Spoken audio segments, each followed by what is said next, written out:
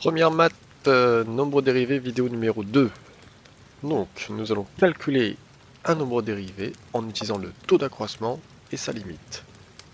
Donc, une formule à connaître par cœur. En première, c'est le nombre dérivé, qu'on appelle f' de a, est égal à la limite de f de a plus h moins f de a sur h, quand h tend vers 0. Donc, pour calculer le nombre dérivé, c'est la limite. Ça, il faut se souvenir que c'est le nombre dérivé.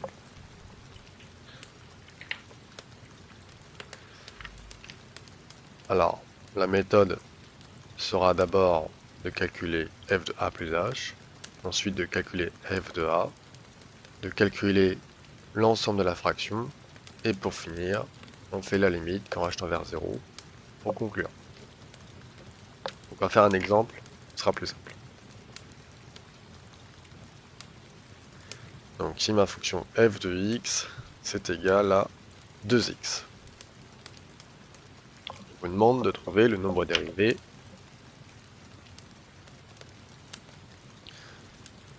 en 2. Donc calculer f'2, enfin, je vais mettre 3. f' de 3. Donc, pour le moment, on va utiliser ce taux d'accroissement. Alors ce qu'on appelle taux d'accroissement, c'est la partie ici.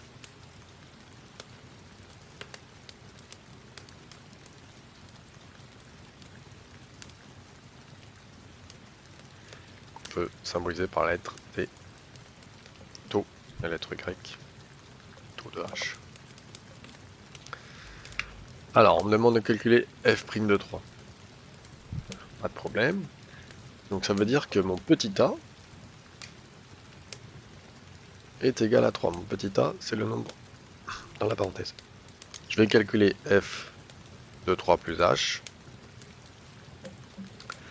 Donc, il faut remplacer le x ici par 3 plus h.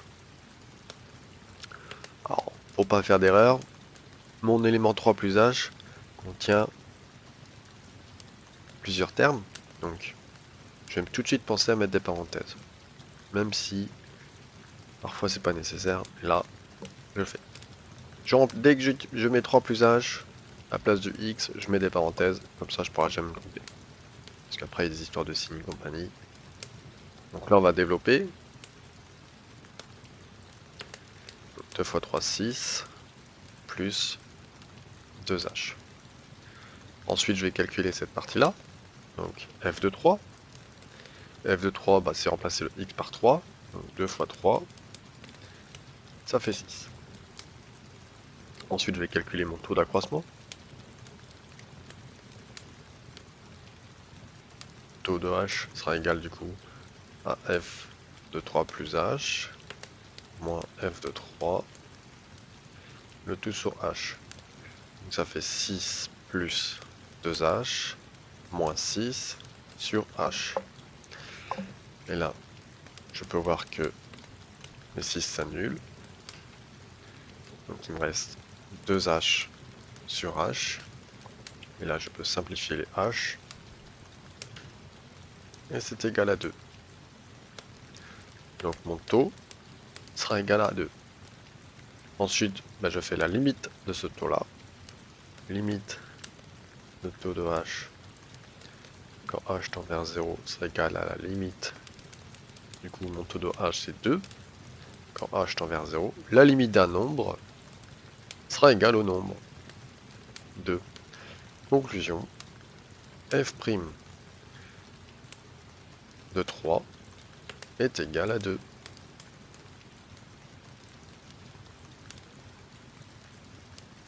Le nombre dérivé en 3 est égal à 2.